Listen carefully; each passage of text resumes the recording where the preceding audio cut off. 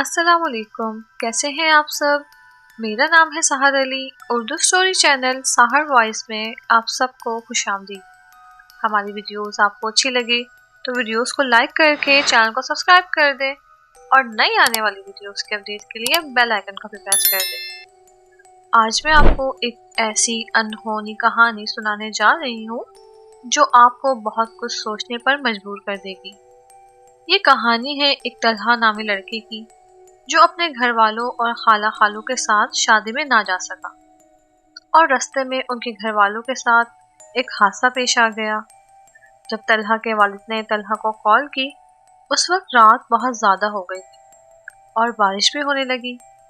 रात के इस पहर तलहा के साथ ऐसा क्या हुआ, जानने के लिए कहानी को मुकम्मल सुनिएगा और अपनी राय का इजहार भी कमेंट बॉक्स में ज़रूर कीजिएगा। हमें आपके कमेंट्स का इंतज़ार रहेगा। तो चलें कहानी को शुरू करते हैं।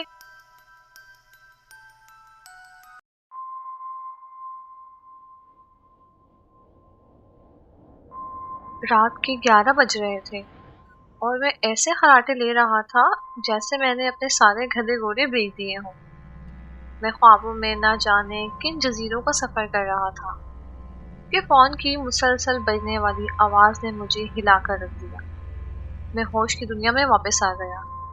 मैंने बामुश्किल अपने असाब पर काबू पाते हुए फोन उठाया। अस्सलाम वालेकुम, मैंने हमेशा की तरह सलाम किया। हेलो, कैसे हो तलहा मेरे बेटे, क्या कर रहे थे। जवाब में मैंने अपने वालिद की संजीदा आवाज सुनी और फिर उनकी बात सुनकर मेरे पैरों तले जमीन निकल गई। रास्ते में मेरी फैमिली की कार हादसे का शिकार हो गई और उस वक्त सभी अस्पताल में थे। अगरचे उनके बकौल परेशान होने की कोई बात नहीं थी और वो सब कदरे जख्मी थे, लेकिन वालिद का परेशान लहजा और गैर मामूली बात करने का अंदाज मुझे किसी अनहोनी का पता दे रहा था। इसलिए मैंने फौरन उनकी तरफ रवानगी की।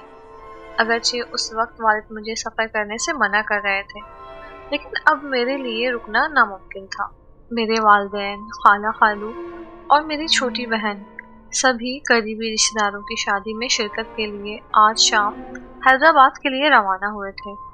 मैं अपने इम्तिहानात की वजह से घर पर ही रुक गया था। खाला खालू बहुत मेहरबान, मुखलिस और खुश मिजाज थे।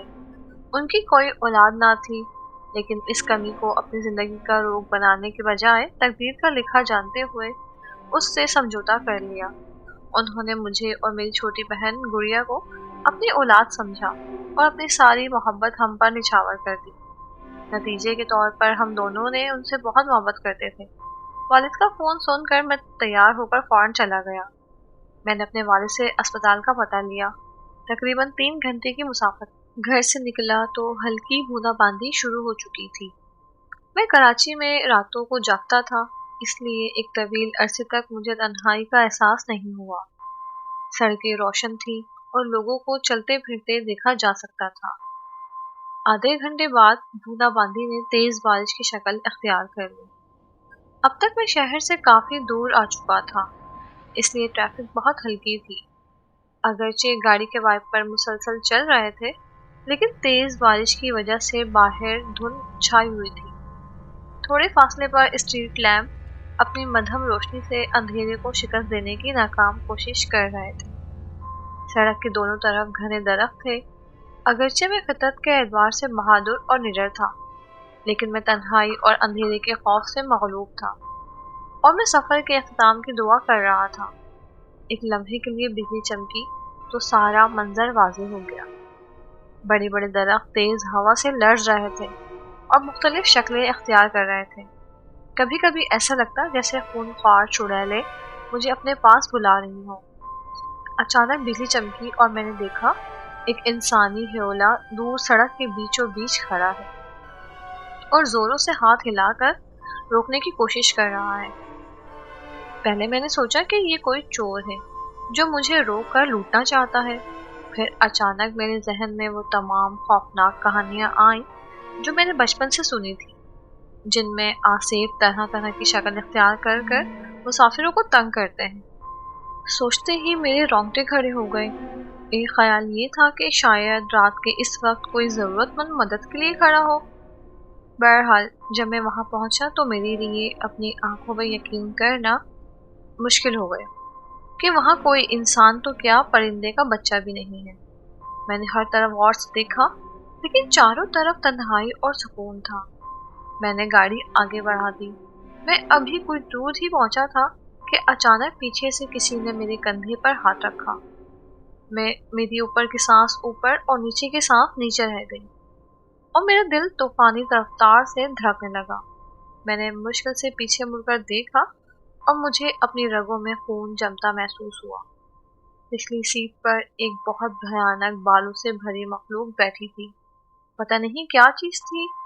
मखलूक जिसामत में इंसान से बड़ी थी, लेकिन वो बालों में पूरी तरह ढकी हुई थी।